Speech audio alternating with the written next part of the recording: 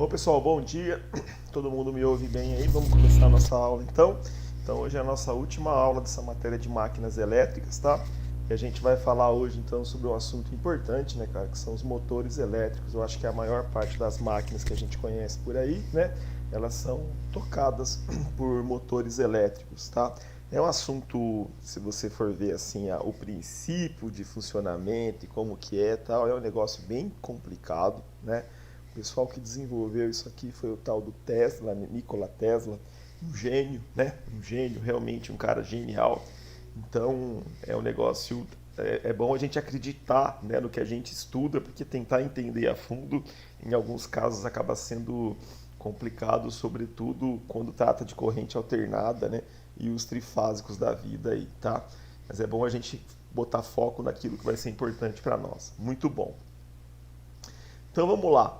Motores elétricos vão ter dois tipos de motores: os motores de corrente contínua, tá? E os motores de corrente alternada. Corrente contínua são aqueles que são alimentados por corrente contínua. Corrente alternada, aqueles que são alimentados por corrente alternada. Vamos lá ver isso aí então.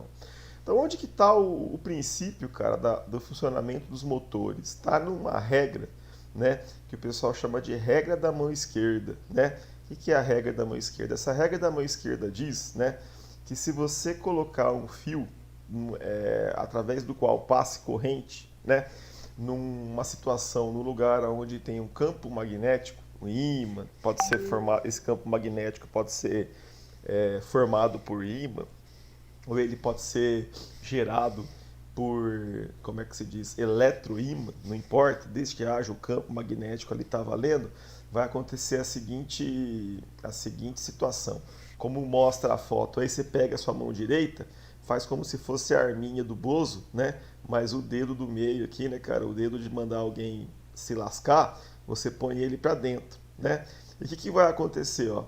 A corrente, né, seria representada pelo dedo da indelicadeza aqui, pelo dedo do palavrão, legal? O campo magnético pelo indicador, né? Pelo indicador, dedinho da arminha. E o polegar, legal, né? Que seria o gatilho aqui da arma. O polegar vai dizer a direção da força, né? Então, toda vez que você colocar um fio condutor numa região em que existe um campo magnético, vai aparecer uma força. Então, nesse caso nosso aí, né? Se o campo magnético tivesse aí da esquerda para a direita, a corrente saindo do vídeo, né? E aparecer uma força nesse campo para cima, tá? Então, quer dizer, existe essa famosa regra da mão esquerda, né? Então, todo campo magnético, todo condutor pelo qual passe corrente, né, exposto a um campo magnético, ele gera uma força, aparece nele uma força. É o contrário do gerador. No gerador a gente aplica uma força, né, num campo magnético para que apareça corrente. Aqui é o contrário, a gente manda uma corrente num campo magnético para que apareça uma força, tá? Então, baseado nisso, o pessoal desenvolveu primeiro o motor de corrente contínua. Olha como que é simples, cara, o motor de corrente contínua. A gente tem aqui um ímã, representado pelo S e pelo norte, né? Seria o polo sul e o polo norte do ímã. Entre esse ímã haveria um campo magnético, tá? E entre eles a gente põe uma bobina. Isso aqui seria um rotor do motor de uma espira só. Tá? É só para explicar o que está acontecendo, o cara colocou só uma espira. E qual que é a ideia? Aqui atrás existe uma peça que a gente chama de comutador. Essa peça chamada comutador, ela é alimentada por uma escova, geralmente é uma escova de carvão, é o carvãozinho do motor que o pessoal fala. E por esse carvão é por onde chega a corrente, né? Então olha só, imagina que a corrente chega por aqui, ó, né, ó, pela escova, entra no comutador, essa parte do comutador é separada da outra, é como se fosse duas metades, né, duas meia-lua. Então a corrente vai andar aqui, ó, no sentido que está mostrando aqui a seta vermelha, vai passar pela bobina e ao passar pelo campo vai gerar uma força para cima. Tudo bem. Aí a corrente vem aqui para o outro lado da espira e aqui, ó, do outro lado da espira, do rotor, a corrente que estava indo está voltando. Quer dizer, de acordo com a lei da mão esquerda, a força agora está para baixo. Então Então cria uma força para cima de um lado do rotor e uma força para baixo, por exemplo, do outro lado. O que isso faz fazer? Cria um esforço chamado torque, ou um esforço chamado conjugado, que vai fazer com que esse motor aqui gire, tá? Essa é mais ou menos a ideia. Qual que é a ideia, cara, dessa peça aqui chamada comutador? Essa peça aqui chamada comutador, onde tem a alimentação da corrente, ela é importante por quê? Porque quando isso aqui der meia volta, esse lado onde a corrente está indo vai estar aqui, né? Então é necessário, né, que mude o sentido da corrente, senão esse cara vai voltar à posição original. Então a cada meia volta, para que o motor de corrente contínua funcione, a cada meia volta é necessário que você mude o sentido da corrente. Então por isso que tem esse cara aqui chamado comutador, que são duas peças separadas, que a cada meia volta ele muda a direção da corrente para que o giro continue, né? Então essa é mais ou menos a ideia do motor de corrente contínua, tá? Então é o princípio básico, ele é baseado nessa lei que a gente chama aí de lei da regra da mão esquerda, que na verdade, como a corrente aqui, ó, nesse pedaço do fio está indo, a força é para cima. Como nesse outro pedaço aqui da espira a corrente está voltando, ela gera uma força para baixo. Então a gente gera uma tendência de giro, né? Uma tendência de giro, e é por aí então que se tem um motor mais fácil de se fazer, que é o motor de corrente contínua. Tranquilo, pessoal? Muito bom, tal, né? Então olha o que diz a lei lá, ó. Sempre que um condutor conduzindo uma corrente elétrica, que está em vermelho na foto lá que a gente mostrou, é colocado num campo magnético, que está representado pela cor azul, aparece uma força de giro em verde, né? Então é isso aqui, né? Sempre que uma corrente, né, ó, a corrente em vermelho, é colocado num campo magnético que tem aqui entre os dois ímãs, né? Esse campo magnético é representado pela cor azul, vai aparecer então uma força, né? Como está mostrando aqui, né, uma força em verde. No nosso caso, como tem corrente indo e do outro lado corrente voltando, uma força para cima, outra força para baixo, que faz com que esse rotor gire. Esse é o princípio então de funcionamento do motor de corrente contínua, só para a gente saber aonde que está o princípio, tá? Bom, então tem essa pecinha que eu expliquei para vocês aqui atrás, né, chamado comutador. O comutador inverte a corrente a cada meia volta, né, de forma a manter o torque agindo sempre na mesma direção. Precisa ver esse comutador de forma que a hora que esse cara aqui der meia volta, ele inverte o sentido da corrente dele, né, para que o torque se mantenha sempre no mesmo sentido, tá? O campo magnético atravessa a bobina, né? A bobina do rotor, e ele sempre vai do norte para o sul do ímã, né? Então o campo magnético nesse caso aqui ele é constante, sempre na mesma direção, né? O que varia é o sentido da corrente, por isso que a gente tem então, né, o aparecimento desse torque, tá? E o torque, pessoal, ou a força, né, é a força que faz o motor girar. Torque é uma forma de você medir a força que alguma coisa tem para fazer giro, tá? Então, você pegar um carro em primeira marcha tem um grande torque, uma grande força de giro. Um carro em quinta marcha tem pouca força de giro, pouco torque, tá? Essa é mais ou menos a ideia. Torque é uma forma de você medir qual que é a força de giro que você tem, tá? Com uma chave pequena aí eu tenho pouco torque, mas se eu tiver uma chave que tem um braço bem grande, eu vou ter um alto torque, uma alta força para girar, para apertar uma chave, alguma coisa nesse sentido. Essa é a tendência de torque. Tranquilo até aí, pessoal? Até aí. Tá muito baixo ainda, Joel? Pessoal, tá baixo eu tô com o microfone bem na mão aqui. Tá baixo ainda? Dá um toque para mim aí, por favor.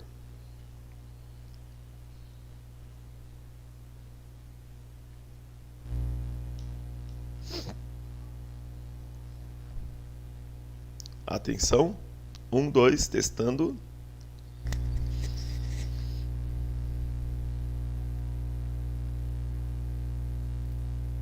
Beleza. Tô com o microfone mais perto da boca aqui, Joel. Muito bom. Então essa é mais ou menos a ideia, tá? Bom, e aqui, cara, vocês estão vendo então o desenho de um motor de corrente contínua, tá? Então o que acontece? Essa parte de fora aqui, ó, o pessoal costuma chamar de estator, tá? Nesse caso, o ímã, o campo magnético, está sendo gerado de forma elétrica, né? Ó. Então eu tenho aqui, ó, uma bobina, duas bobinas, legal? Elas são eletrificadas e elas geram então um campo magnético, ao invés de ser com ímã permanente, o campo magnético gerado é através de uma bobina, tá? A bobina, ao ser percorrida por corrente, gera campo magnético, ela é um indutor, a gente já viu isso, né? Eletroímã. E aqui a gente tem o nosso querido rotor, né? E perceba que o nosso rotor tem várias espiras, né? Eu acho que o nosso querido Oswaldo trabalha com isso, mas é motor de corrente alternada, né, Oswaldo? É para furadeira, esse tipo de coisa, né? E aqui, ó, tem o tal do comutador, né? E esse carvãozinho aqui é o escova, né? É por onde a corrente chega, né? É uma escova de carvão que ela que faz a passagem da corrente para o comutador, que por sua vez vai fazer a passagem de corrente para cada uma das bobinas, tá? Então é por aí que funciona o motor de corrente contínua, tá? Aqui uma outra forma de desenhar um motor de corrente contínua. Então, de novo, ó, ele tem aqui as bobinas, né, que vão gerar o campo magnético. O campo magnético aqui é gerado através de eletroímã, né? A escova de carvão, o comutador, né, que vai passar a corrente elétrica por rotor, né? E essa corrente elétrica, então, dentro do campo magnético gerado pelo eletroímã, vai fazer com que a gente tenha, então, o giro, a tendência de giro do nosso motor, tá? Quais são as principais especificações de um motor de corrente contínua? As principais especificações, caso você venha comprar um motor de corrente contínua, são RPM, qual que é a velocidade, né? O torque, a força que esse cara tem, e qual que é a tensão. Qual que é a tensão de operação máxima dele, até quantos volts você pode operar, tá? Onde que a gente encontra hoje, cara, motores de corrente contínua? Cara, a gente vai encontrar isso aí em carro, por exemplo, no limpador de para-brisa, a gente vai encontrar no carro, por exemplo, no levantador de vidro, né, a máquina que levanta o vidro, quer dizer, tudo isso aí é alimentado pela bateria do carro, que é corrente contínua. Eu não tenho certeza, mas eu acho que o motor de arranque do carro também é corrente contínua, o motor que faz o carro começar a girar, né, também seja corrente contínua, porque afinal ele é alimentado pela bateria, né? Mas tudo que você tem no carro, o motor da ventoinha que refrigera o radiador, né? Então tudo que você tem de motor no carro, né, são motores de corrente contínua. Pô, brinquedo, né, tem bastante coisa de corrente contínua. Às vezes a impressora, né, a impressora você alimenta na corrente alternada, mas ela tem uma fonte que transforma em corrente contínua. Então tudo que você tem ali dentro da impressora, tal, tudo mais, né, pequenas potências, tal, né, costumam ser em corrente contínua. Tranquilo, pessoal? Então essa é mais ou menos a ideia. Mas no passado, pessoal, muita coisa, máquinas grandes tinham motor de corrente contínua. Por quê? Porque no passado a única forma que você tinha de controlar a velocidade de um motor era se ele tivesse corrente contínua, se fosse um motor de corrente contínua. Por quê? Porque o motor de corrente contínua... Espera só um minutinho aí, pessoal.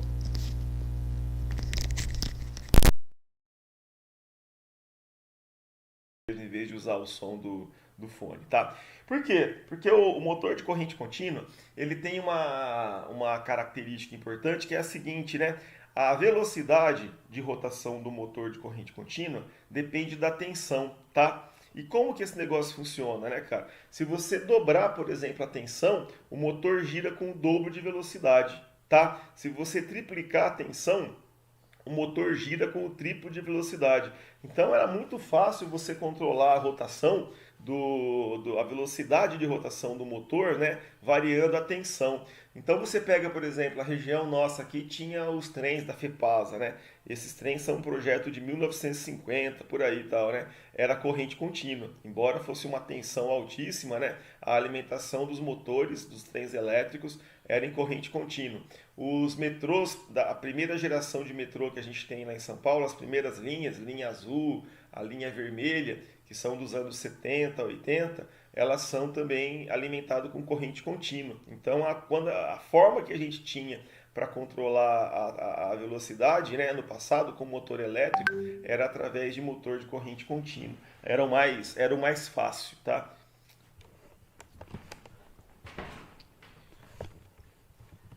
Vou tentar subir de novo, Joel, peraí.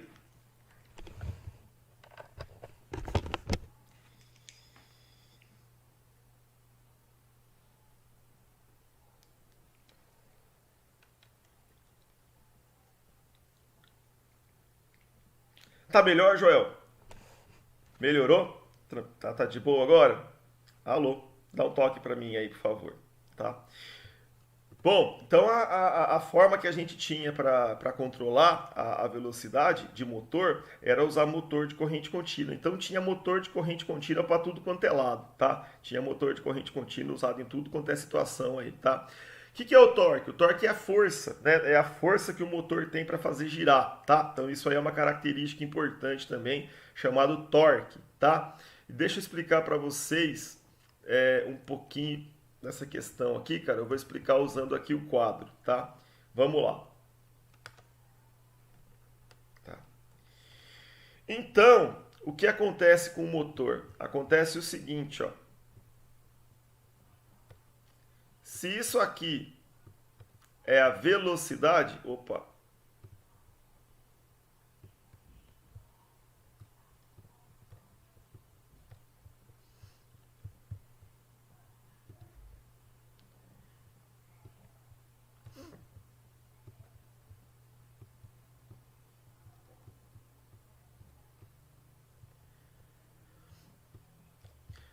Então o que acontece? No motor de corrente contínua, a velocidade, a rotação que ele gira, ela varia com a tensão. Quanto mais tensão eu dou, mais RPM eu tenho, tá? E qual que é a ideia? A ideia é a seguinte: se eu trabalhar com o dobro de tensão, legal? Eu tenho o dobro de velocidade. Se eu cortar a tensão pela metade, a velocidade cai pela metade também, tá? Então, os motores de corrente contínua têm essa característica. Mas isso, cara, nem sempre é bom, né? Vou fazer um exemplo aqui para vocês, ó.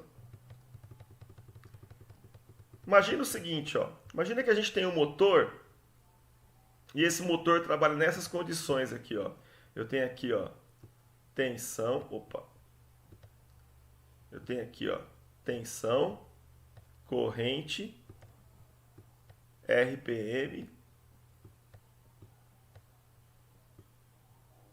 E aqui o negócio importante chamado potência, tá? Vou mudar aqui para o preto.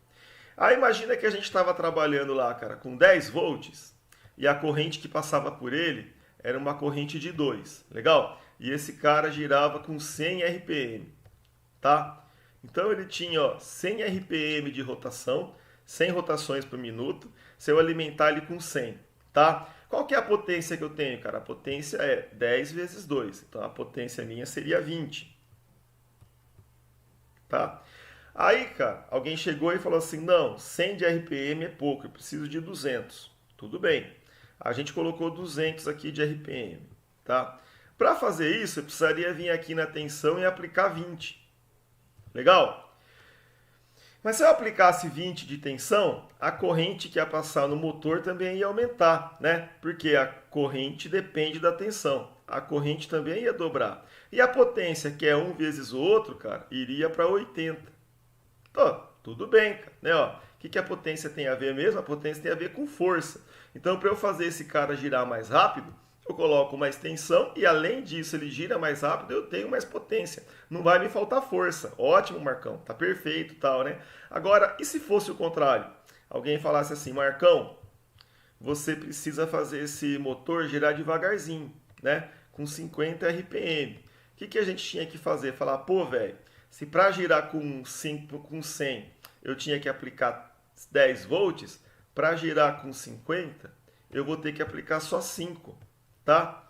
Só que se eu aplicar só 5, vai passar só 1 de corrente. Legal? E o que vai acontecer com a potência? A potência é tensão vezes corrente, a potência vem para 5. Legal? Olha o problema, cara, que a gente começa a ter. A gente começa a ter problema com esses motores de corrente contínua quando a gente quer fazer o bichinho girar devagarzinho. Legal? Quando a gente quer fazer esses caras girar devagar, a gente corta a tensão. Só que ao cortar a tensão, cara, a gente corta a potência.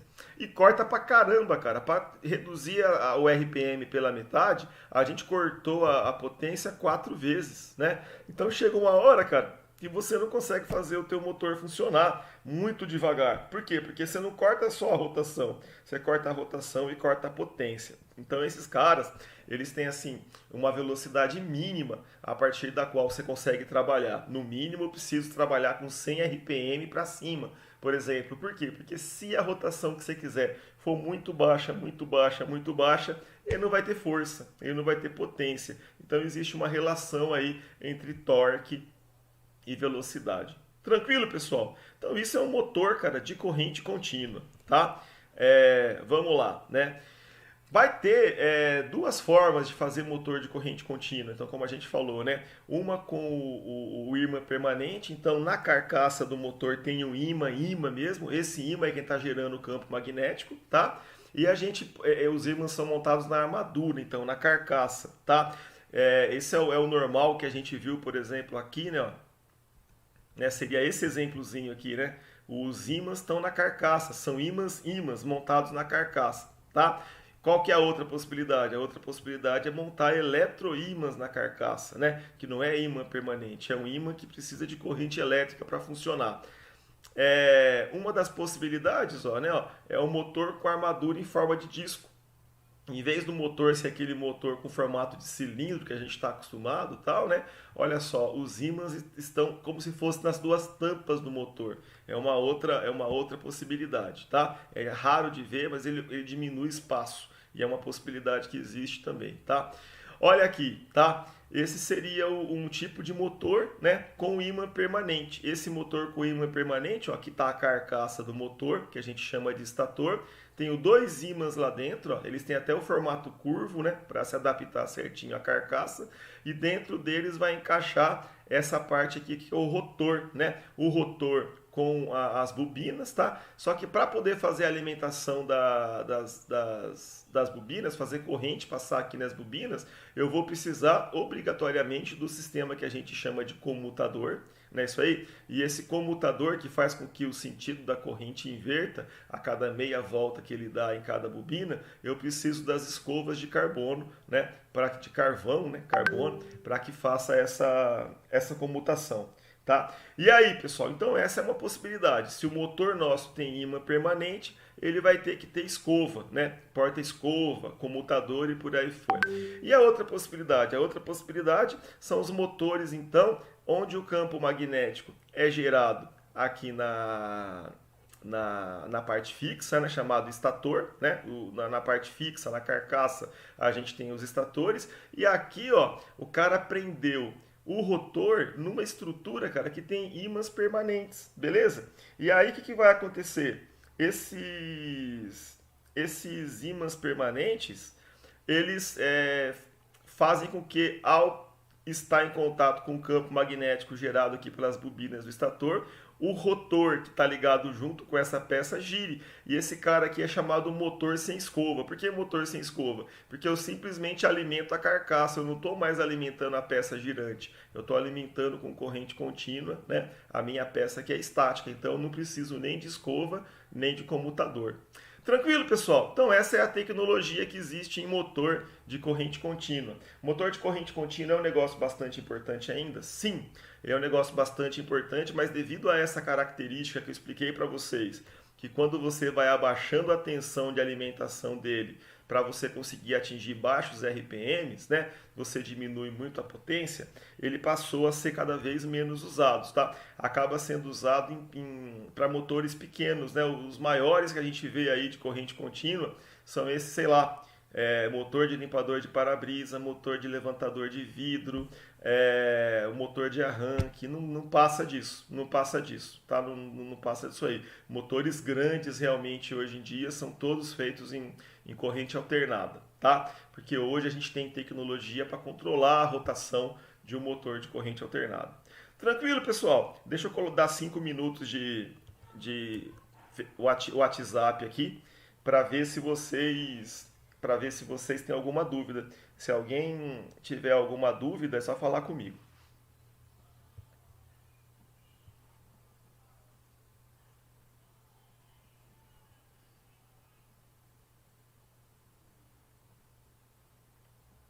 Se não, eu achei que a gente ia se enroscar nessa aula hoje, cara, que essa aula essa matéria de motor aqui é uma matéria complicada, mas o motor de corrente contínua, ele é fácil de entender.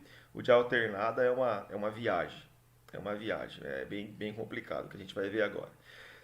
O Cleberson está digitando. O William também.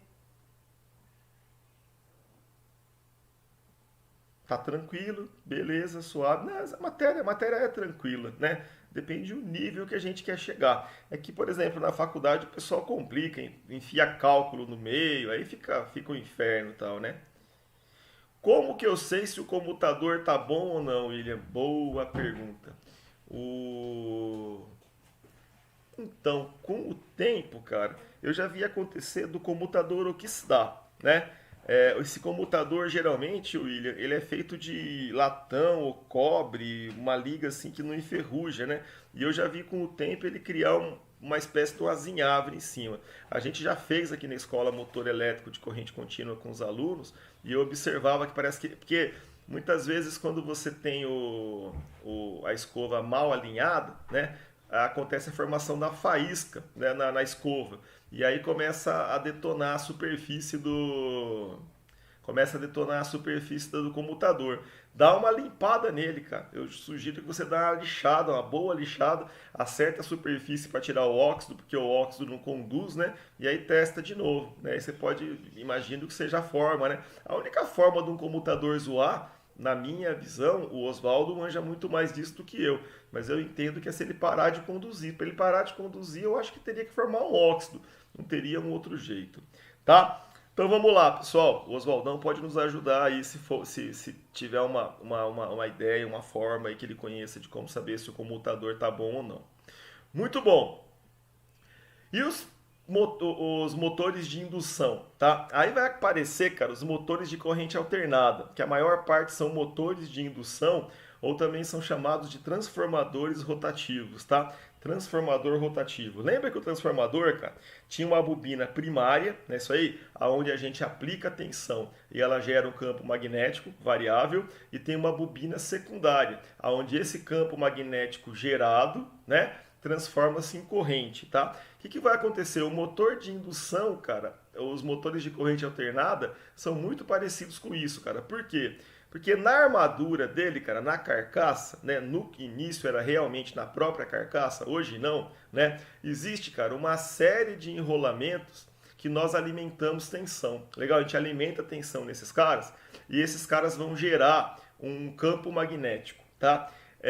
E esse campo magnético, né, gerado é como se fosse o primário do transformador. Esse campo magnético gerado aqui, cara, vai induzir o aparecimento de uma corrente alternada no rotor. Aqui no rotor, cara, vocês vão ver que tem dois tipos de rotor, né? E pode aparecer aqui, um deles é o rotor bobinado que o Oswaldo trabalha, essa peça do meio que você faz, Oswaldo, né? Que o pessoal costuma chamar de induzido, né? Por que é induzido? Porque você aplica a corrente na carcaça, no estator, nas bobinas da carcaça e induz o aparecimento de uma corrente aqui no rotor, né? Então é essa mais ou menos a ideia. Então qual que é a ideia? Você aplica uma tensão que gera uma corrente aqui nas bobinas da carcaça. Essa corrente gera um campo magnético variável que induz o aparecimento de uma corrente no rotor. E aí, ó, existe uma corrente no rotor. Legal? E essa corrente no rotor está mergulhada, cara, num campo magnético. Legal? Aí então aparece o giro, né? Então essa é a ideia do princípio do movimento aí do motor de corrente alternada. É um negócio diferente. É um negócio diferente, é um negócio complicado de se entender, né? Porque é o seguinte, cara, pensa no motor trifásico. Você tem aqui 3 bobinas, né? Cada bobina com uma corrente atrasada em relação à outra. Qual que é a explicação para esse negócio? A explicação é a seguinte: quando você soma a corrente que está entrando em cada uma das bobinas, o campo magnético que vai aparecendo, cara, é um campo magnético que vai girando, né? O campo magnético formado aqui diferente do motor de corrente contínua, onde o campo magnético aponta sempre na mesma direção, né? Isso aí, ó. Você pegar um motor de corrente contínua, o campo magnético aponta sempre na mesma direção. No motor de corrente contínua alternado, né, como as correntes estão alternadas, você pensar aí no motor trifásico, monofásico também, tanto faz, mas você pensar no motor de corrente alternada trifásico, a soma das correntes que estão entrando em cada uma das bobinas, ela vai variando o sentido da corrente né? E isso, cara, vai criando um campo magnético variável. O campo magnético que eu tenho aqui girado fora, né? Ele não aponta sempre na mesma direção, ele vai girando.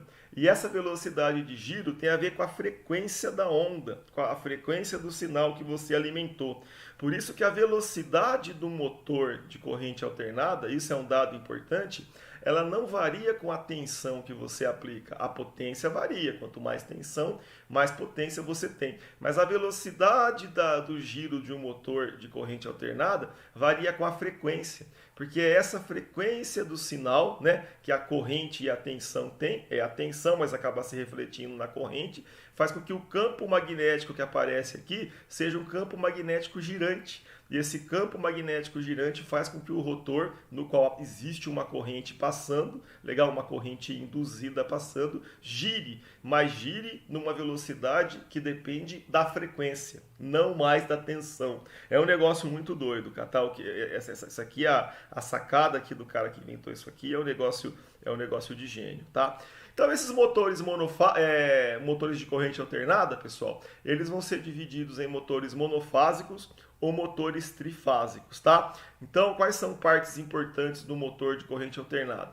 As partes mais importantes são o estator e o rotor, tá? Então o estator é essa parte fixa, legal? Na qual estão os enrolamentos, né, cara, as bobinas do estator que geram o campo magnético, tá? E o rotor é a parte que se move. Tá? O espaço que existe entre o estator e o rotor é chamado de entreferro, tá? Mas as partes mais importantes são o estator, que é onde vai gerar, então, né, cara, o campo magnético variável, e o rotor, que é a peça móvel, a peça que gira, tá? Muito bom. O rotor está ligado no eixo, o eixo suportado aqui por 2 rolamentos, tal, né? Em motores menores o pessoal nem usa rolamento, usa bucha, né? Não sei a furadeira de vocês lá, Oswaldo, se é bucha ou se é rolamento, mas tem umas furadeiras, é que a Bosch é outro padrão de qualidade, mas tem umas furadeiras meia boca aí, tipo, como é que chama? Ferrari e tal, né? Que é bucha, não é rolamento. Mas motores grandes não tem jeito, cara, tem que ser rolamento, né? E por aí vai. Bom, então, né, o estator é a parte fixa e o rotor é a parte girante, né? O estator é formado por chapas finas de aço magnético, né?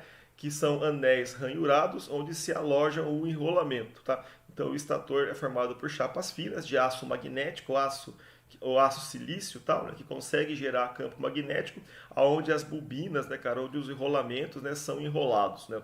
Muito bom. Os enrolamentos, ao serem energizados no estator, geram um campo magnético variável, porque a corrente que a gente está usando aí é uma corrente alternada, tá? Então, como explicado para vocês, em cada bobina se gera um campo magnético, né? E a soma das correntes, que varia a cada minuto, porque é um sistema trifásico, onde as correntes estão defasadas, como a gente já explicou, faz com que o campo magnético gerado tenha o norte, a direção dele variando, rodando, ela vai girando, ela dá um ciclo, né? Ela dá um giro a cada ciclo da frequência, né? A cada ciclo do seu sinal de frequência, ela dá um giro. Por isso que a rotação do rotor depende da frequência da alimentação, tá? O rotor também é chamado por chapas finas de aço, em formato de anéis, né? Com enrolamentos alojados na direção do eixo. Vocês vão entender isso aqui, ó. Tem 2 tipos de rotor usado, ó. Esse tipo de rotor aqui é um rotor chamado gaiola de esquilo, né? Qual que é a ideia de gaiola de esquilo? Parece aquele dispositivozinho que tem para hamster, para esquilo, ratinho se exercitar, né? Então você põe aqui dentro o ratinho e ele, como é que se diz, corre aí dentro, né? Qual que é a ideia? Esse rotor gaiola com esquilo, ele é montado aqui, ó, no rotor, no eixo. O que a gente quer, na verdade, é fazer com que esse eixo gire. Então esse cara com gaiola de esquilo são várias barras, né, que são montadas aqui, ó, na direção mais ou menos do eixo. Isso que significa a ideia da gaiola do eixo longitudinal, direção longitudinal.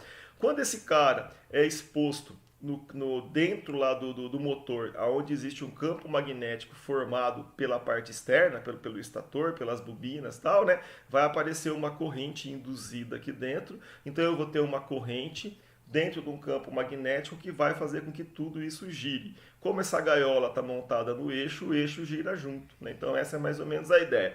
Aqui do lado tem um desenho em corte, Então teria aqui o nosso estator, né? O nosso estator, então, é a parte fixa, onde está aqui as bobinas montadas, e lá dentro, né, o nosso eixo, e a parte em cinza aqui, ó, né, seria o rotor de gaiola, né, gaiola de esquilo. E em cada uma dessas barras vai passar uma corrente, né, induzida, e nessa corrente, e nessa barra onde passa a corrente vai ser gerada a força, né? É a tal da lei da mão esquerda, que vai fazer com que o motor gire, tá? Muito bom, tá? E a outra possibilidade é a possibilidade de você, ao invés de ter um rotor com gaiola de esquilo, né, aonde a condução da corrente no rotor se dá por essas barras, ela se der por um rotor bobinado, que eu imagino que é isso aqui que o nosso amigo Oswaldo faz, né? Essa deve ser a praia aqui do Oswaldão.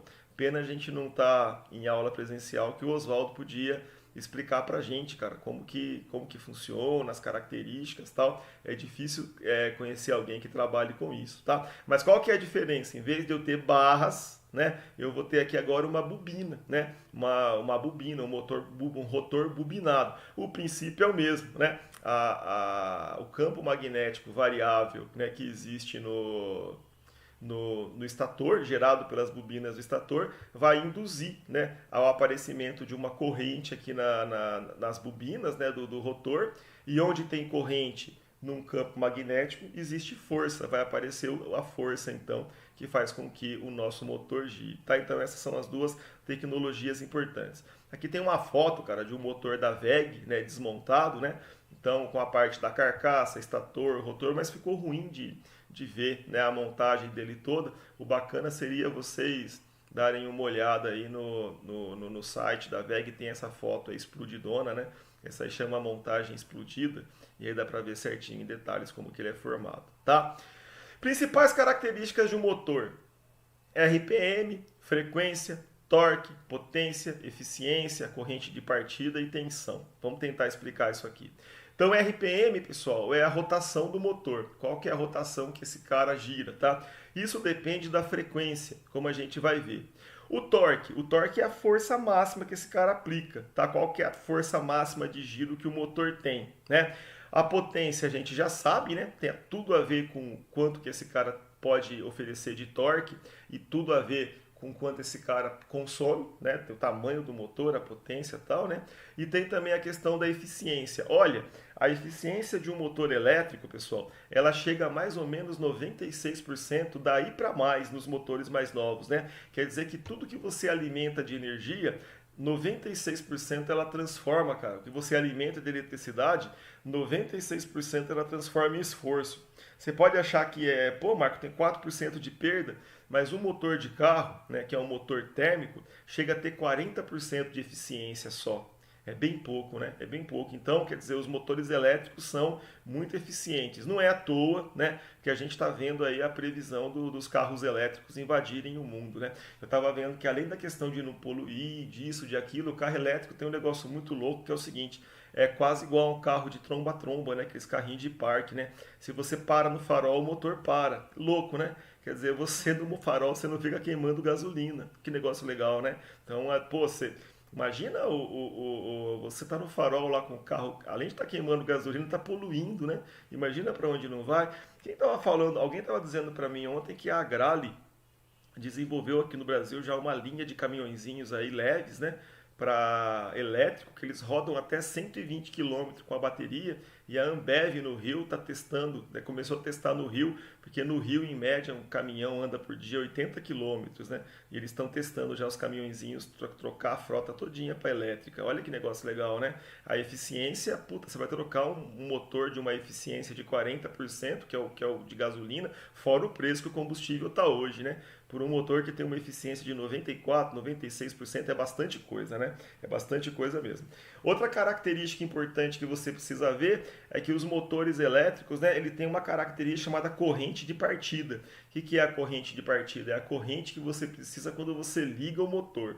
Quando você liga o motor, ele tem que vencer a inércia, né? Ele está parado, né? Então é como dar um tranco num carro, vencer a inércia. E a corrente de partida chega a ser 8 vezes a corrente normal. Então você imagina aí que você tem um motor que consome 10 amperes, na partida ele chega a consumir 80. né? Então isso aí é complicado porque muitas vezes você parte o motor, o seu circuito cai, o seu disjuntor cai. Pode acontecer isso aí direto e tal, né? Aí você fica naquela. Compra o disjuntor para proteger o motor durante o funcionamento normal dele, que é o correto e tal, né? Ou eu tenho que ter um disjuntor que suporte a partida, né? Então é para isso que existem hoje aí os mecanismos que eu vou explicar para vocês, né? O soft starter, né? O inversor de frequência e tal, que eles vão fazendo a partida do motor numa rampa suave, de forma a não estourar essa corrente aí, não fazer a corrente dar um pico, tá? E a outra coisa importante também é a tensão, né? Qual que é a tensão de alimentação do meu motor? Meu motor é para 220, meu motor é para 380, né? Isso aí depende muitas vezes do fechamento do motor. Quando você compra o motor vem a plaqueta no motor dizendo todas essas características. Tem no manual também, vai ter na internet com certeza, mas tem todas essas características na plaqueta de identificação do motor e geralmente tem um esquema que diz para você como que você faz o fechamento dele, o fechamento do motor. Tipo, eu quero ligar esse cara em 220, então você precisa pegar as bobinas do motor, né, as bobinas do enrolamento e ligar desse jeitinho. Pô, eu quero ligar esse motor em 220, em outra tensão. Ah, então você vai ter que fechar o motor desse outro jeito. Isso vem indicado na plaqueta do motor, tá? E as pontas da bobina vem identificada com o número. Essa ponta aqui é o número 1, essa ponta aqui é o número 2, essa aqui é o número 3. E o esquema diz para você quem que você tem que juntar para conseguir ligar de uma forma ou de outra. É bem fácil, tá? É bem tranquilo de fazer. Tá na matéria de comandos elétricos, vocês aprendem a fazer isso aí, é muito tranquilo, tá? Muito bom, tá? Deixa eu explicar para vocês um negócio aqui no quadro.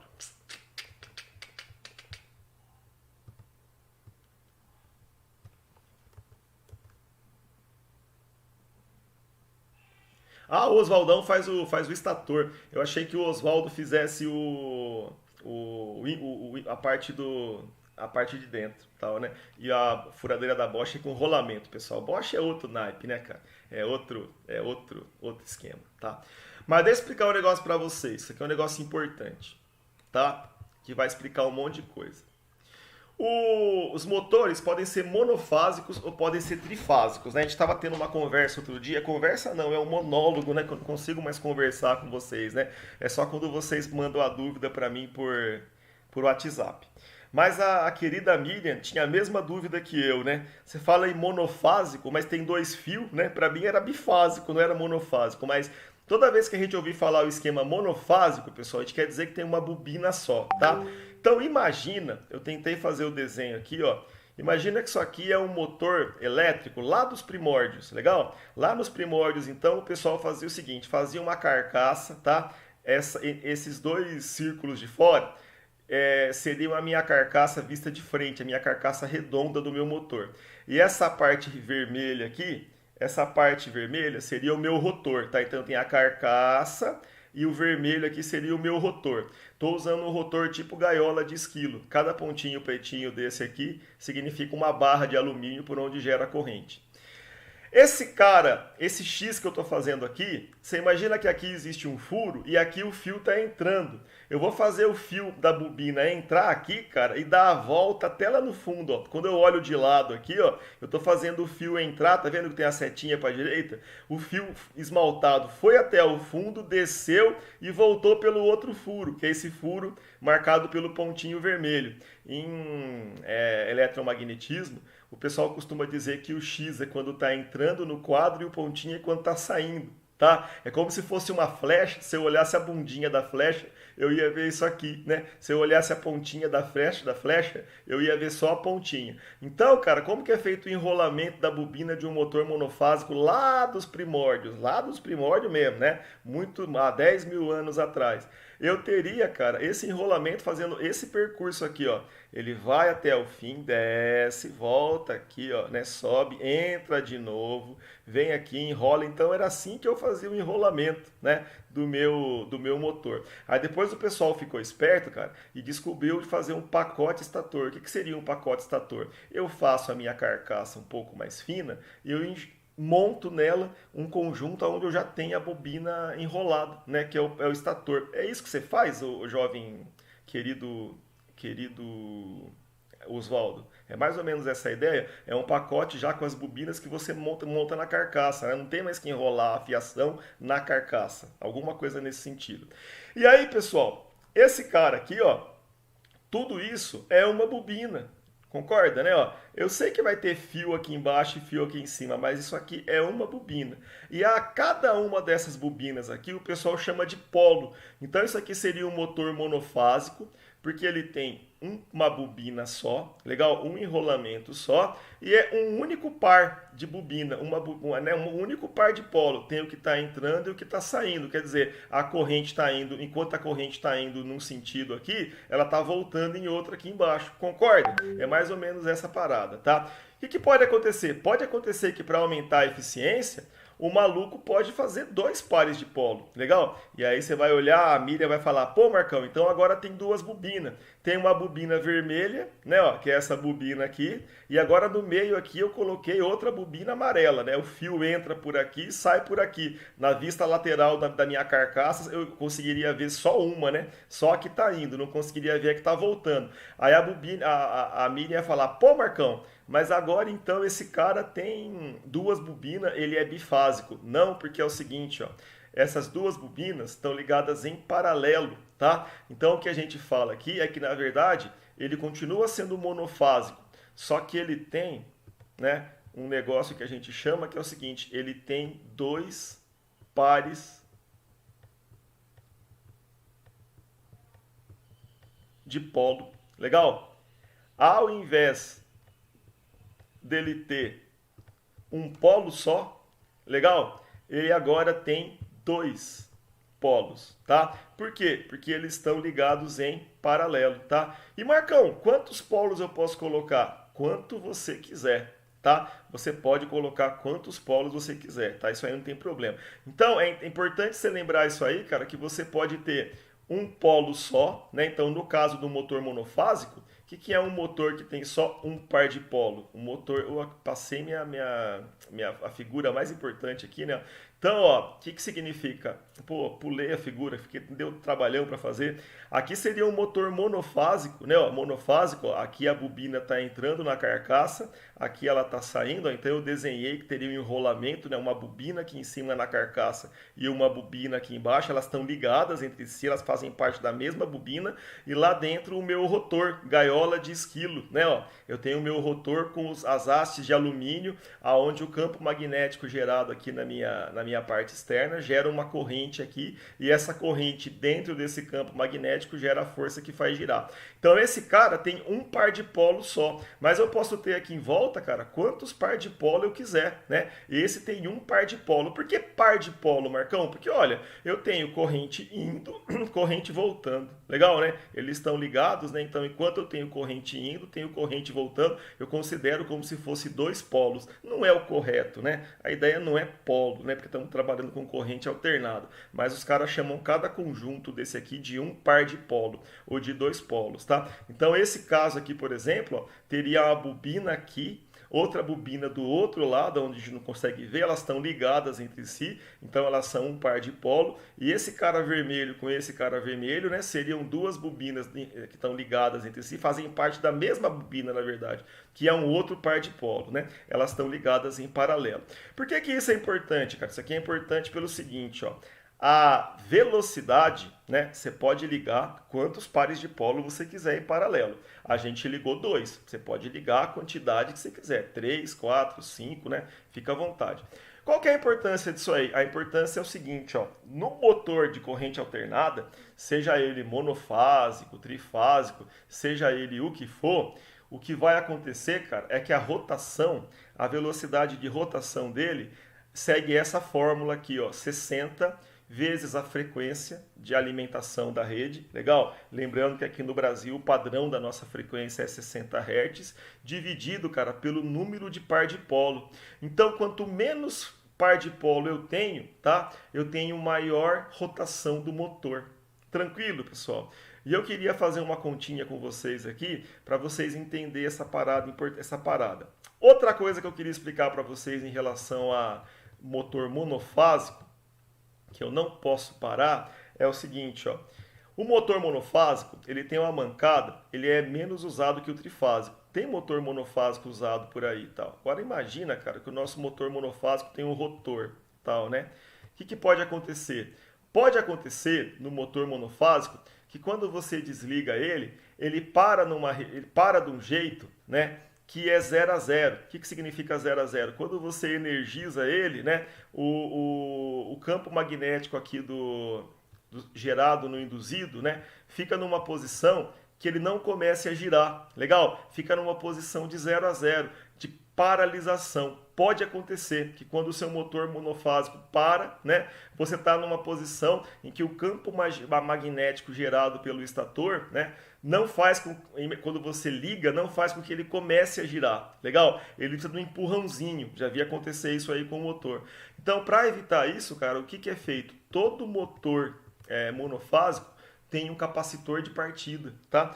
O que o capacitor de partida faz? Ele acumula lá uma certa quantidade de carga, né? Que quando você liga o motor monofásico, ele descarrega e inicia o movimento, né? Ele inicia o movimento para evitar que, caso o teu motor tenha parado naquela posição ali, que é a posição em branco, que não gera movimento, né? Ele dá o início do processo, tá? Então sempre motor monofásico tem esse capacitor de partida, tá? E além disso, eles geram menos potências que um motor trifásico. Então, menos potência comparando tamanho com tamanho, né? Um motor de mesmo tamanho monofásico gera metade da potência do motor trifásico de menos tamanho, em regra, né? Então, o pessoal usa bastante motor monofásico, mas assim, a questão de potência é limitada. Pô, Marcão, o pessoal usa motor monofásico? Usa, cara. A máquina de lavar que a gente tem em casa, ela tem um motor elétrico. Pouca gente em casa tem alimentação trifásica. Então ela usa o motor monofásico. Mas é o quê? Meio cavalo, né? Alguma coisa assim. Você vai comprar uma roçadeira para cortar grama. Poxa, em casa a gente tem tensão monofásica. Então aquele motor é monofásico, né? Então as coisas que a gente prevê que a gente vai usar em casa, na maior parte das vezes os motores que se usam são monofásicos. E aí você pode ver que a potência que eles têm é baixa, né? Eu não sei qual é a coisa que a gente usa em casa, o motor que a gente usa em casa, que tem a maior potência, talvez um cortador de grama de 1000 watts, não sei, alguma coisa assim, né? Dá um pouco mais de um cavalo, mas são motores pequenos que o pessoal usa, tá? Bom, agora, vamos dar uma olhada nisso aqui, ó. Isso aqui ele é importante mesmo, tá? O que vai acontecer? No motor monofásico, isso aqui vale para o trifásico também, a rotação do motor, ela segue essa fórmula. Copia, por favor, cara, essa fórmula aí no seu caderno, que a gente vai usar, tá? Se eu quiser calcular, então, qual que é a rotação de um motor, né, de corrente alternada, eu preciso aplicar 60 vezes a frequência de alimentação, né, dividido pelo número de par de polos que ele tem. Quanto maior for a quantidade de polo que eu tiver no motor, mais devagar ele vai girar. Vocês estão vendo, cara, que não tem tensão envolvida, né? A tensão vai influenciar na potência, vai influenciar em quanto de força ele consegue gerar, mas a tensão não influencia na rotação. Até aí tranquilo, pessoal? Deixa eu dar uma olhada na manifestação do pessoal aí. Muito bom, muito tranquilo. Tá? Então copie essa fórmula, que essa fórmula é importante. Então a única forma que eu tenho para controlar a rotação de um motor é mexer aqui, ó. Eu tenho obrigatoriamente, para mexer no motor de corrente alternada, eu preciso mexer na frequência. E por isso, cara, que no passado o pessoal usava muito motor de corrente contínua. Porque o motor de corrente contínua basta eu mexer na tensão. Isso aí tá mole, cara. Eu pego lá um potenciômetro, eu mexo na tensão que chega no motor, tal, né? Mas aqui é complicado, porque aqui eu tenho que mexer na frequência. E, cara, a frequência que eu recebo aqui no Brasil da CPFL é 60 Hz. Na Argentina é 50. Como é que a gente resolve isso? Isso foi resolvido quando o pessoal criou o cara chamado inversor de frequência. Legal? O que o inversor de frequência, também chamado como driver, faz? Ele pega a tensão que você alimenta e transforma no valor que você quiser na saída, né? Então aí você consegue controlar a frequência. A partir do momento que você controla a frequência, você começa a ter a rotação que você quiser, ou a rotação que você precisa. E por isso, né, que, por exemplo, os novos trens, os novos metrôs trabalham com corrente alternada, porque você consegue controlar a frequência de alimentação e você consegue, então, controlar a rotação, né? A automação se tornou muito mais simples, né? Controle de velocidade de esteira, controle de velocidade de máquina, do torno, o que você quiser, né? Através do uso do exemplos, tá? Através do uso do inversor de frequência. E no motor trifásico, Marcão, o que acontece? O motor trifásico, pessoal, é a mesma parada, só que diferentemente aí do motor monofásico, o motor trifásico ele vai ter 3 bobinas, tá? Então se você pegar o vermelho aqui, ó, do vermelho xizinho até o vermelho pontinho, é uma bobina que está enrolando aqui, ó, em volta de tudo. Legal? Do motor do amarelinho até o amarelinho, né? Indo e voltando tal, é outra bobina. Do pretinho até o pretinho, xizinho, pontinho, é outra bobina, indo até o fim e voltando, tá? Então isso aqui, ó, seria um motor trifásico de um polo. Você fala, pô, Marcão, mas tem 3 bobinas. Sim, tem 3 bobinas. Uma bobina para cada fase. Se eu quisesse ter 2 polos, tinha que dobrar. Ter 2 bobinas para cada fase ligada em paralelo. Se eu quisesse ter 3 par de polo, eu teria que triplicar, ter 3 bobinas ligadas, né, em cada fase, tá? Pessoal, então essa é mais ou menos a ideia aí do que vem a ser o tal do par de polo. Por isso que cada motor tem diferentes esquemas para você fazer a ligação e você tem que seguir aquela recomendação que vem no motor, né? Como é que eu faço o fechamento, que ponto que eu ligo com qual ponto e tal, né? Porque a gente não sabe de olhar o motor por fora quantos pares de polo ele tem e por aí mais. Tranquilo, pessoal? Vamos seguir aqui o nosso quadro. Vamos fazer um exercício aqui que é o seguinte, ó. Imagine você que eu tô numa região aqui que é uma região igual à nossa, em que a frequência da rede, epa, amarelo fica ruim de ver. A frequência da nossa rede, a frequência é uma parada medida em hertz, não é isso aí? Ela é sempre 60, tá? Só que eu tenho a possibilidade, cara, de comprar motor com diferentes números de par de polo, tá? Eu posso comprar um motor com 1 par de polo, com 2 par de polo, com quantos par de polo eu quiser, tá? Então eu posso comprar um motor com 1 par de polo, posso comprar um motor com 2 par de polo, posso comprar um motor com 3 par de polo, posso comprar um motor com 4 par de polo, mas a frequência de alimentação deles, a rede da CPFL, sempre me alimenta 60, tá? Então se eu ligar esse cara direto na energia, qual vai ser o RPM que eu vou ter? Vamos fazer a conta? Epa. RPM. Vamos fazer a conta? Como é que a gente faz a conta, cara? A conta a gente faz com essa fórmula aqui, não é? A conta a gente faz com essa formuleta. Vamos criar aqui uma página para a gente fazer essa conta.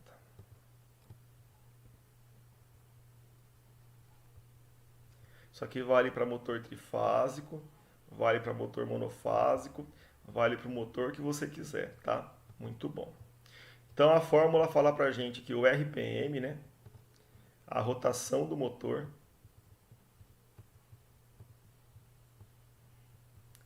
ela é igual a 60, sempre 60, vezes a frequência, né, dividido pelo número,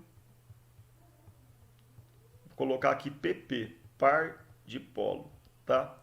Então, ó, vamos pensar para um motor que tem um par de polo só, tá? Então eu tenho 60 vezes a frequência da rede nossa aqui, que é 60, né? Só que o número de par de polo que eu tenho aqui é 1, né? Quanto que vai dar isso, cara? 60 vezes 60. 3.600, não é isso aí? 3.600 dividido por 1, 3.600. Tá? Então, se eu tiver um motor ligado em 60 Hz, tá? Que tem um par de polo só, ele me dá 3.600 Hz, tá? 3.600 RPM, tá? Cara, o que eu posso fazer para mudar isso? Nada, né? Porque o motor vem com um par de polo, eu teria que desmontar e mexer na quantidade de par de polo, né?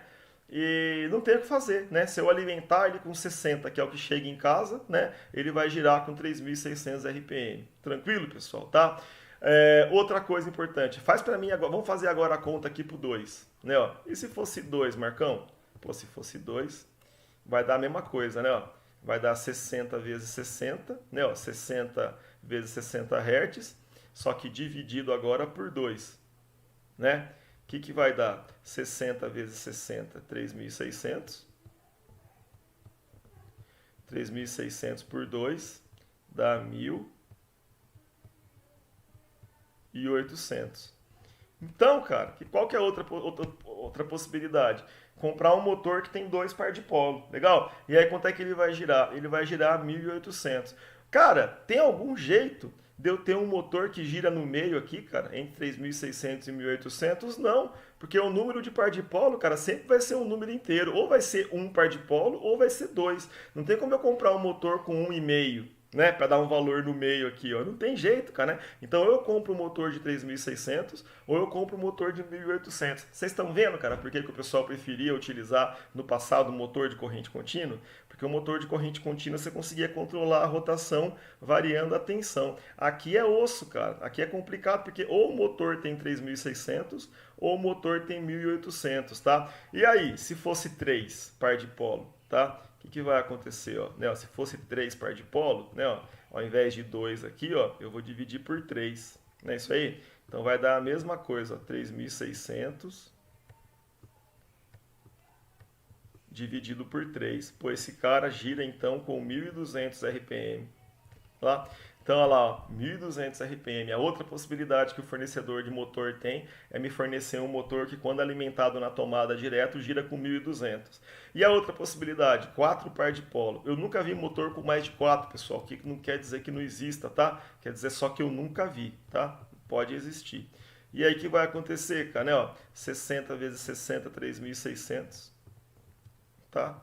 E aí, cara, você divide por 4, dá 900 RPM. Então, quando você pega quando você pega lá um catálogo de motor, você vai ver isso aqui, cara. O cara tem motor que gira com 3.600, tem motor que gira com 1.800, 1.200, 900, tudo isso imaginando que você está alimentando esse cara com 60 Hz. Tranquilo, pessoal, tá? Então, olha só, antes era osso, cara. Você não tinha como controlar a rotação. Por quê? Porque a rotação do motor de corrente alternada não varia, né? Não varia com a querida tensão. Varia sim com a frequência. Só se eu mexer na frequência que eu consigo mexer a velocidade, tá? Eu pego esse motor aqui de 3.600 com 60 de frequência. Se a frequência for 30, ele cai para 1.800. Se eu aumentar a frequência, ele gira mais rápido ainda, tá? Então é essa mais ou menos a ideia desse cara conhecido como inversor de frequência ou driver, que daqui a pouco eu vou falar um pouquinho sobre ele, tá? Se torna necessário falar, tá? Outra coisa importante, você vai pegar um catálogo da WEG, você vai pegar lá um motor de 2 par de polo, e você vai ver, cara, que você fala, puta, o Marcão ensinou a gente a fazer a conta e dá 1.800 RPM. Aí você vai ver no catálogo da WEG, ao invés de 1.800, né, ó, ele vai dar para você 1.750, tá? Então, todo motor elétrico é chamado de máquina assíncrona. O que significa máquina assíncrona? Máquina dessincronizada, tá? O teórico seria ele rodar a 1.800, mas existe uma parada ali, cara, em motor elétrico chamado escorregamento. O que significa escorregamento? Tem uma defasagem, cara, é característica da máquina entre a velocidade de giro do campo magnético gerado, tá? E a velocidade de giro do motor. Então, a velocidade real de giro do motor, né, que você vai ver na plaquinha, inclusive, ela é um pouquinho menor do que o teórico que a gente calculou aqui. E isso se deve a esse fenômeno conhecido como escorregamento. Tranquilo, pessoal? Mas mesmo assim, né, é muito próximo desse valor calculado. Tá? Então eu expliquei para vocês a questão do escorregamento, tá? A velocidade então do motor depende da frequência, como a gente acabou de calcular, né? Calculamos tudo isso aí com uma frequência de 60 Hz e depende também da construção. Construção em que sentido? O número de par de polo que você usa, tá? Esse motor, cara, que gira 3.600 e esse motor que gira 900, quem vocês acham que é o mais caro? E aí, quem que vocês acham que é o mais caro? O mais caro é esse cara que gira a 900, tá? Por quê? Porque ele tem a parte de enrolamento, cara, quadruplicado. Enquanto esse cara aqui, ó, se ele for trifásico, ele só tem 3 bobinas, uma para cada fase. Esse cara aqui teria 12, né? 4 bobinas para cada fase. E a bobina é feita de cobre, que é um material caro, né? Então, quanto maior for a quantidade de par de polo, mais caro é o motor. É um negócio louco, né? Quanto mais devagar o motor gira, maior é mais caro ele é, né? Um negócio bem não faz sentido, né? Você pensar em carro, geralmente o carro mais rápido é o carro mais caro. Aqui é o contrário. Aqui, quanto mais devagar o motor gira, mais caro ele é. Por outro lado, geralmente, quanto menor a rotação do motor, mais torque ele te dá. Maior é a capacidade que ele tem de fazer esforço, tá? Isso vale para tudo, inclusive é por esse motivo que a primeira marcha do carro tem mais torque, né? Depende disso aí. Até aí tranquilo, pessoal? Deixa eu ver se tem alguém dormindo. Tá tudo tranquilo, tudo fácil, né? Tudo suave. Então eu expliquei para vocês a questão do escorregamento e expliquei para vocês que num motor de corrente alternada a velocidade depende da frequência, tá? Por isso que era tão ruim no passado trabalhar com máquinas, né, controlar a rotação de máquinas de corrente alternada, porque você precisava mexer na rotação, na frequência para mexer na rotação, e isso não era possível, tá? E depende também da construção, que são números de pares de polo, tá? Outras coisas para a gente explicar em relação ao motor de corrente alternada, tá? Quando eu falo para vocês, cara, que é difícil controlar a rotação do motor de corrente alternada, vamos falar de algumas coisas importantes aqui. Antes disso, o motor de corrente alternada, da mesma forma que o gerador, você tem lá as 3 fases, tá? Você pode fazer o fechamento delas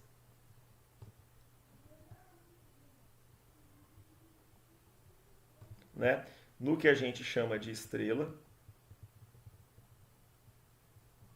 Legal? Ou você pode fazer o fechamento das bobinas, né, do estator, né? O estator tem as bobinas, tem as ponteiras, tal, né? Tem as pontinhas, tal, né? Ou você pode fazer em triângulo, igual a gente explicou lá em gerador, tá? O que vai acontecer? Por aqui, né, ó, por onde está o pretinho aqui, ó, seria por onde a gente vai trazer energia para eles, né? Onde a gente vai ligar os fios que vão energizar o nosso motor, tá? Vamos imaginar, cara, que a gente está trabalhando com 220 de energia, tá? Então, o que quer dizer? Que entre um fio preto desse e outro fio preto desse tem 220 volts. Então, imagina que aqui, ó, né, ó, de um fio preto até o outro tem 220, né? E de um fio preto até o outro tem 220 também, tá? Então, qual que é a ideia? Pô, se eu aplicar 220 em estrela, eu estou aplicando 220 num estator só, né, numa bobina só. Então, a corrente que eu vou estar gerando aqui, cara, é um correntaço, né? É uma corrente bem grande, né? Que faz com que eu tenha bastante potência, que eu tenha bastante força, tal, né? Geralmente é tudo que se quer. Só que, né? Enquanto aqui, ó, eu aplico 220 em praticamente 2 bobinas. Então a corrente que passaria por aqui seria uma corrente menor, tá? Só que, né? Pô, do ponto de vista de funcionamento, para o motor operar, ligar aqui em triângulo é tudo de bom, né? Se eu ligo em triângulo, cara, a minha potência vai lá para cima. Concorda, pessoal, né? Porque eu tenho uma tensão aplicada toda no enrolamento só, que gera uma corrente grande, então a potência vai lá para cima. Só que tem um problema. No momento da partida, a gente estava falando que a corrente de partida de um motor desse, quer dizer, a corrente quando você liga, ela chega a ser 8 vezes a corrente normal. Então, se eu ligar esse cara direto em triângulo, né, como a corrente que gerada pela ligação em triângulo é muito grande, a tendência de ter um picaço aqui, um pico enorme na partida de corrente e cair o meu sistema de disjuntor é muito grande. Eu tenho esse problema, cara, tinha na outra escola, no laboratório de informática, né? Lá tinha 10 computadores. Se eu ligasse os 10 computadores de uma vez, o disjuntor caía. Né? E é muito doido, porque na verdade era assim, era 5 computadores de um lado, 5 computadores do outro, 2 disjuntores independentes. Se eu ligasse 5 de uma vez já caía. Por quê? Porque na hora que o computador liga, dá um pico de corrente. Então eu tinha que ligar de um por um para não cair o disjuntor, né? Era um negócio bem doido. E é o que vai acontecer aqui. Então o que o pessoal faz, cara, para evitar isso? Uma forma que o pessoal faz para evitar isso é o que o pessoal chama de comutação estrela-triângulo. Ou seja, o pessoal liga o motor em estrela, né? A corrente que você tem aqui é uma corrente menor, então esse pico aqui é menor, e depois que ele começa a girar, ele vence a inércia, a gente passa para triângulo, né? Isso aí pode ser feito através de comandos elétricos. Vocês não fizeram isso. Vocês já fizeram comandos, fizeram computação estrela-triângulo já, né? Então você pode ser manual, pode ser temporizado, tem várias formas de fazer isso aí. Mas você liga ele em estrela, né? Em estrela, de boa, né? Com uma corrente bem pequena, ele começa a girar. Depois de um certo tempo, você aplica o triângulo para que ele, então, já girando, né? Aplique a máxima potência que você pode. Então essa é a questão do fechamento do motor, né? Como que o motor pode ser fechado em estrela ou em triângulo. Tranquilo, pessoal? Isso é o motivo pelo qual a gente faz, né? Muitas vezes aí a conversão, né? A comutação estrela-triângulo no motor. Muito bom. Quais outras coisas que são importantes? Soft starter. Hoje em dia existem dispositivos, geralmente quem faz motor, cara, faz tudo isso, né? Eles fazem um dispositivo chamado soft starter. Esse dispositivo chamado soft starter imagina, faz de conta que aqui eu tenho a tomada, minha tomada trifásica, tá? E aqui eu tenho o meu motor, tá? O meu soft starter, esse equipamento chamado soft starter, é um dispositivo soft starter, tá? Ele é um dispositivo, cara, que está no meio, que faz o meio de campo entre a tensão que eu tenho na fonte e o meu motor, tá? Então, quando eu dou a partida, né, ao invés dele chegar chegando e dando logo os 220 ou os 380 que a tomada tem, né, ele vai aumentando gradualmente a tensão no motor. Ele não chega chegando, não joga os 380 de uma vez aqui, ele vai aumentando devagarzinho, né, a tensão aplicada no motor, de forma que o motor comece a girar devagar, né, com menos torque e tal, com menos potência, até, né, que você atinja a velocidade de cruzeiro, a altitude de cruzeiro, né, com os 380 aplicado e vai embora. Então isso aí é chamado soft starter, tá? É muito usado, cara. Então esse cara que está o do soft starter, ele tem substituído em muito essa questão aí da estrela triângulo, né? E no fim das contas ele protege a instalação, né? E protege o motor também, tá? Então é muito normal hoje acionamento de máquina com esse cara conhecido como soft starter. Soft starter em inglês, cara, soft é macio, é alguma coisa como macio, suave, alguma coisa assim. E starter significa, start é partida, né? Então o starter seria o iniciador, né? Então é um iniciador suave, um iniciador macio, alguma coisa nesse sentido. Então, é bastante usado hoje a questão aí do soft starter. Tranquilo, pessoal? Belezeira? Bom, outra coisa importante para se falar,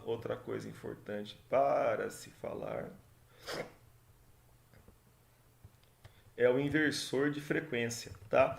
O inversor de frequência, pessoal, vou chamar aqui, ó.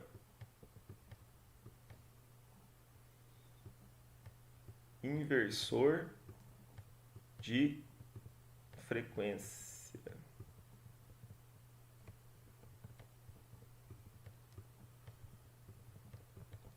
Tá? Muita gente chama isso aqui de inverter, que seria o termo em inglês.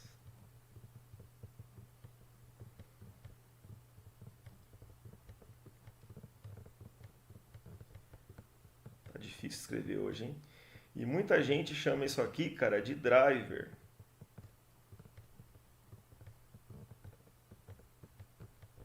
Tá? Qual que é a ideia, cara? De novo, cara, você tem lá a tua tomada, né? Imagina que você tem lá a tomada trifásica, tomada industrial trifásica. Você tem aqui o seu motor que você quer controlar a rotação dele. E aqui no meio tem essa caixa preta, é uma caixa preta mesmo, né? Só o camarada né, que seria o inversor de frequência. O que ele faz? Ele pega esse sinal aqui, ó, essa tensão que você alimentou, que é uma tensão senoidal, tem uma certa frequência, que aqui no Brasil, por exemplo, o padrão dela é de 60 Hz, legal? E ele transforma essa saída, tá? Na frequência que você quiser, tá? Na frequência que você quiser dentro de um espaço. Por exemplo, eu tenho um inversor aqui na escola que ele vai de 0 a 60. Eu consigo regular e ele mostra no visor para mim quanto eu estou tendo de frequência. Cara, mas a questão é a seguinte, se esse meu motor gira a 1800, né? quando ele está alimentado com 60 Hz, né? Se eu colocar só metade, 30 Hz, ele vai girar a 900, né? Então eu consigo controlar a rotação que esse cara tem. E consigo controlar a rotação sem ter perda de potência. Ele continua com o mesmo torque, por aí vai. É muito usado, né? E para ficar mais bonitinho ainda, você pode pôr no motor aqui um controlador de rotação. Você pode pôr um encoder, né, que é um sensor de rotação. Você pode pôr um tacômetro. E aí você acha qual que é a frequência que você tem que programar aqui no inversor para dar a rotação que você precisa. Legal? Aí fica bonitinho. Como que esse cara funciona? Reza a lenda que o inversor de frequência, ele transforma esse sinal aqui de corrente alternada, né? Ele retifica, ele é uma fonte que transforma isso aqui primeiro num sinal de corrente contínua, tá? E depois, cara, ele transforma essa onda numa onda quadrada, né?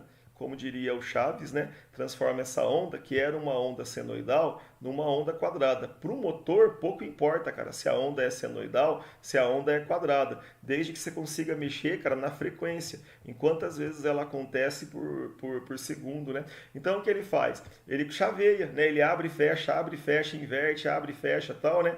De forma a ter corrente positiva e corrente negativa num tempo mais rápido ou num tempo mais curto. Ele varia a frequência, tá? E com isso ele consegue fazer com que a saída, né, que alimenta o seu motor tenha a frequência que você queira. Você consegue programar a frequência que você está alimentando o seu motor. Ao programar a frequência, né, quanto maior ou menor a frequência, você vai mexer, né, no RPM do motor, né, para maior ou menor, de acordo com a sua necessidade.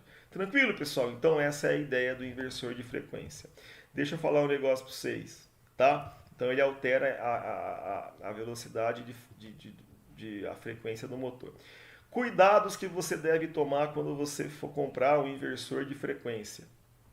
Primeiro cuidado que você tem que tomar, se um dia você for comprar um inversor de frequência, é com a potência, tá? Você precisa comprar um inversor de frequência que atenda à potência do seu motor, tá? Então, se você vai ligar um motor de 5 HP, você precisa chegar para o camarada que vende, ou estou pesquisando no Mercado Livre, e comprar um inversor de frequência para pelo menos 5 HP. Quanto maior for a potência, mais corrente eu preciso. Concorda, né? Então tem que estar ligado aí em relação à potência, tá? Outra coisa que você precisa se ligar é a faixa de frequência que ele trabalha. Tipo, olha, ele vai dar para mim uma saída de 0 a 60 Hz, de 0 a 40 Hz, para ver se essa saída dele em frequência vai dar a velocidade do motor que você precisa, tá? Então essa é outra característica importante, tá? Outra coisa que você precisa ficar ligado é a tensão, tá? A tensão. O inversor de frequência, ele não mexe tensão, só mexe na frequência.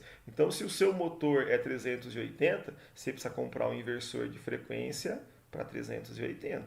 Concorda? Volts, né? Se o seu motor é 220, você precisa comprar um inversor de frequência para 220. E tem a outra característica interessante que eu estava conversando a gente estava conversando outro dia junto aí com o William, né? Que você tem duas possibilidades de inversor de frequência. Então imagina o seguinte, ó, eu tenho inversor de frequência, vamos pensar aqui, ó, aqui é a entrada e aqui é a saída, tá? Eu tenho um inversor de frequência que a entrada dele é monofásico, legal? E a saída monofásico. Se isso aqui te resolve, se o que você quer é controlar um motor monofásico, de boa, sem nenhum estresse, tá? Eu tenho inversores de frequência que a entrada é trifásico, legal? E a saída trifásico. Então, se eu tenho lá onde eu estou trabalhando uma tomada, né, a fonte de energia trifásico, e eu preciso de uma saída trifásico, o inversor de frequência com entrada trifásico, saída trifásico, me resolve também. Mas tem uma vantagem interessante aqui nos inversores, que existe inversor que você entra mono, né, e sai tri, tá? Então existe a possibilidade, né, de você ter um inversor que ele entra monofásico e ele gera para você a saída com 3 fases. Então isso aqui é bacana, cara, porque muitas vezes você quer ligar uma máquina em casa, mas a instalação nossa em casa geralmente é mono. Aí você vai na CPFL e pede, cara, para te dar a terceira fase, os caras não querem ou não pode e tal, né? E às vezes você quer fazer isso, cara, para ligar uma máquina só. O meu sogro, por exemplo, ele criava cavalo, tinha um cavalo, né? Trabalhava com carroça e tal, e ele tinha um moedor de ração, um moedor de milho e tal. Aí ele teve que implorar, cara, na Electro, que é a companhia nossa lá, para dar a terceira fase para ele, cara. Só para ligar um moedor, né? Quer dizer, um triturador de ração, né? Então na época a gente não sabia disso, mas, né, eu também não sabia que existia. Eu fui saber quando eu fui ajudar um amigo aí que tinha uma fábrica de tinta, que as máquinas deles eram todas trifásicas e ele foi instalar a máquina no fundo da casa dele. E a companhia lá de novo, a Electro, pisou na bola, peidou na farofa e não queria dar a terceira fase. Aí o professor Gustavo, que dava aula com a gente, falou: Marcão, compra um inversor que seja um inversor com entrada mono, saída tri.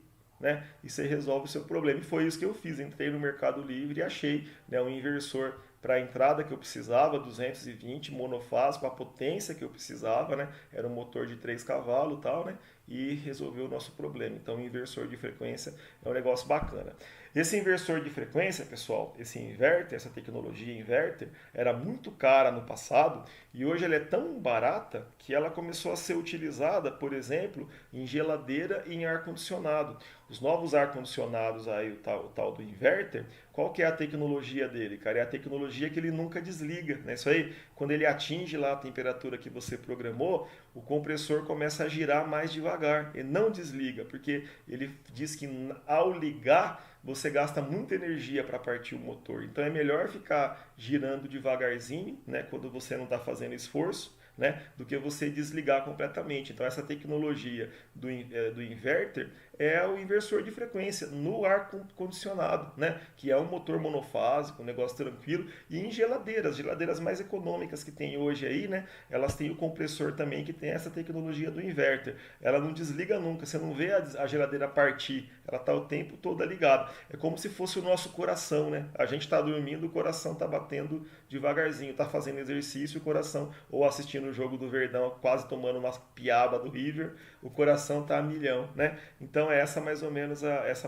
a ideia, né, do inverter. Com o passar do tempo, né, a tecnologia vai ficando barata, surge lá um negócio super caro como um trem, um metrô, né? Daqui a pouco está sendo aplicado em máquinas como torno, como tudo mais, porque você vai ver, né, cara, qual que é o problema? Você pega, por exemplo, quem já trabalhou com torno, com usinagem, o cara vai fazer uma usinagem e de repente a rotação ideal para aquela peça era 1215 RPM. Mas aí você vê lá no torno só tem a opção 1300 ou 900. Aí o cara vai escolher uma que não é a ideal. Quando você passa a ter a tecnologia do inversor, você pode programar qualquer valor de rotação, né? E aí você vai trabalhar com os valores ideais, calculados, perfeitos, tal, né? É um negócio bem bacana.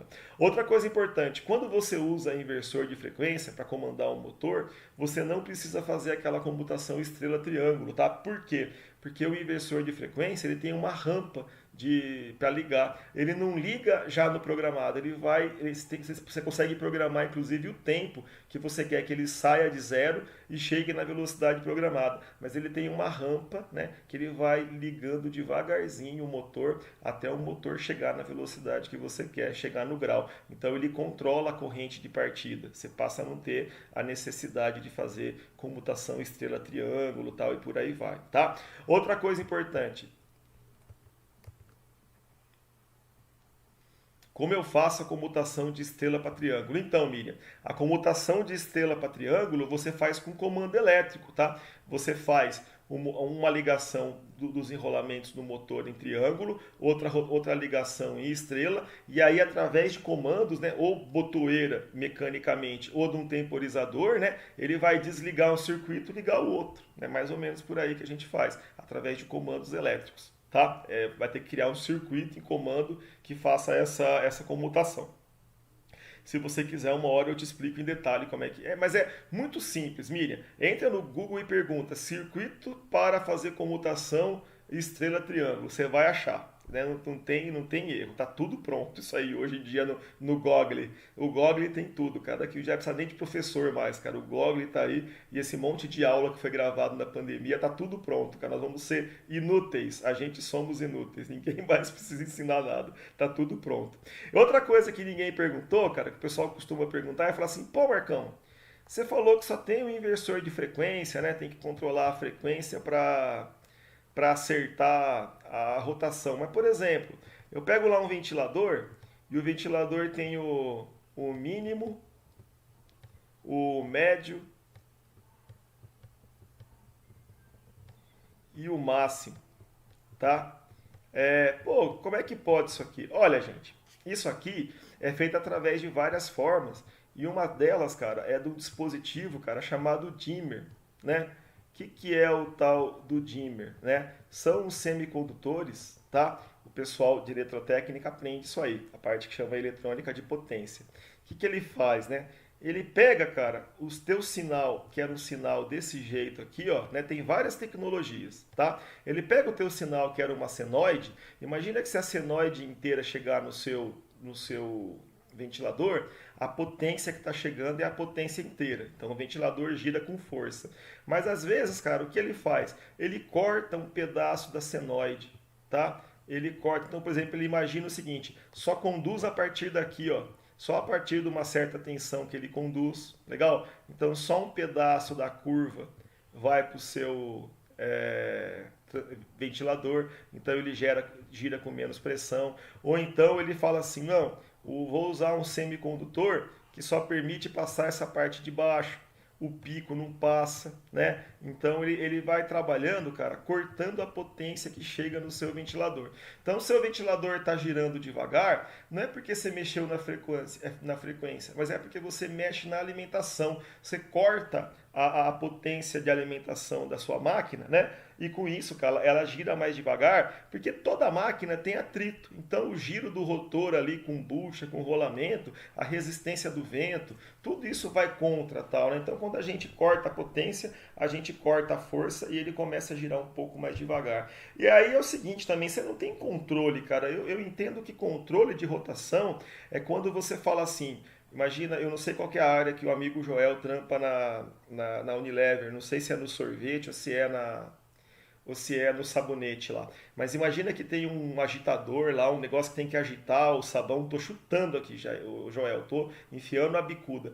Mas imagina que tem lá um panelão lá que você mexe os ingredientes do sabão e o engenheiro que definiu falou, cara, isso aqui tem que girar a 100 RPM. Legal? Pô, para eu conseguir controlar esse processo, cara, e girar 100 RPM, não interessa para mim ter mínimo, médio e máximo. Eu preciso ter condição de mandar 100 RPM redondo lá, conforme o processo pede, né? E esse tipo de coisa eu só vou conseguir usando o inversor de frequência.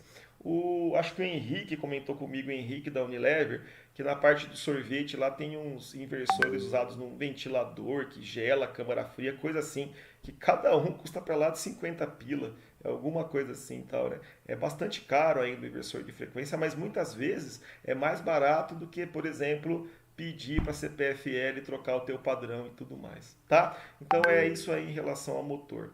Tranquilo, pessoal, tá? É um assunto complicado. Se você for querer entender mesmo a fundo como que funciona, como que não é, tem que ter muita viagem. Eu acho que tem que dar uma passadinha na Unicamp antes e pegar algum bagulho lá para dar uma viajada, né? Precisa de inspiração, né? Precisa de THC para tentar entender esse negócio. Imagina o cara que inventou isso aí, então, né? Imagina, o Joel é do sorvete. E o que acontece? Que acontece? É, a gente tenta mostrar para vocês, né, o que vocês vão ouvir falar. Isso tudo tá pronto, né? A gente não vai fazer motor, não vai criar motor. A gente tem que lembrar desse tipo de coisa. Pô, motor de corrente contínua, puta cara, tem problema, né? Quando você começa a cortar a tensão, a potência cai. Então eles são usados para potências pequenas. O motor monofásico também, potência pequena, porque a gente usa em casa, que as instalações de casa são monofásicas, tal, né? Motor trifásico, esse aqui é para ter potência grande. Ou e se eu quiser controlar a rotação do motor de corrente contínua, de corrente alternada, puta, velho, né? o que existe de bom mesmo é o inversor de frequência, que hoje não é tão caro e dá para a gente usar, né? É ter essas ideias, essas noções aí, né? Ou por que que quando eu parto um motor, de repente aqui parte um motorzão, a fábrica inteira pisca energia, né? A corrente de partida do motor, cara, chega a ser 8 vezes maior do que a corrente de trabalho. Então, se a gente não usar um soft starter, né? Ou fizer a comutação estrela-triângulo, ou usar um inversor, podemos ter problema quando esse trombolho desse motor liga. Tranquilo, pessoal? Suavidade, tá? Olha, essa é o fim da matéria nossa de máquinas elétricas.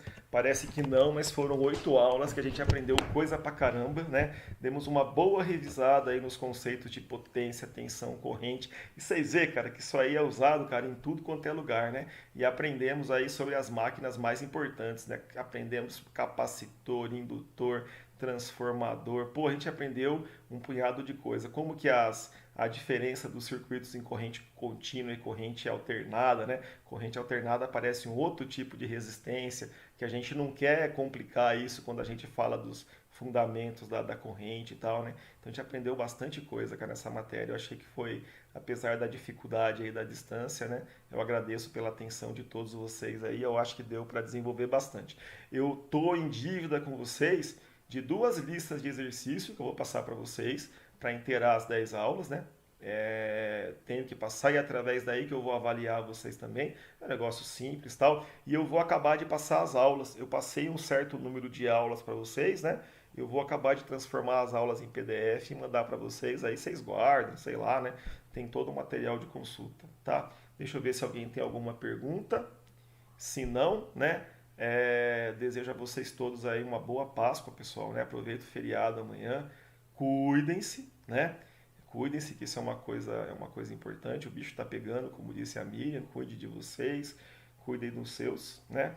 E a gente se vê então na segunda-feira que vem com a nova matéria que vai tratar da parte de controle, né? Chama servomecanismo, mas o nome correto seria controle industrial.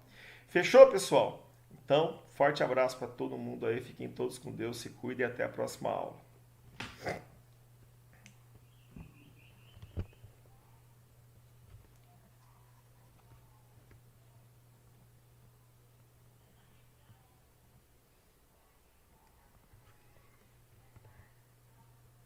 Ah, é.